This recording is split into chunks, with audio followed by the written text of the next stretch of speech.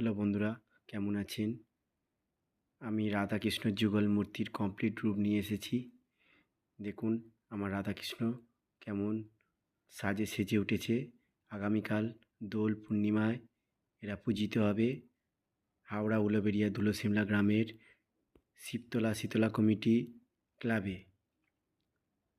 পেছনে চালির কাজ করলাম না, কারণ এটা দোল্লায় বসিয়ে ঝুলন যাত্রার মতন পূজিত করা হবে, তাই একে পেছনের চালের কাজ আমি দিলাম না। দেখুন কেমন হয়েছে, আমাকে কমেন্টে জানাবেন।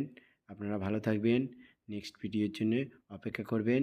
আমি আস্তে আস্তে ছোটো ছোটো ঠাকুর বানাবো আর ভিডিও করব, ব্লগ করব, আর আপনারা লাইক, কমেন্ট এবং শেয়ার করতে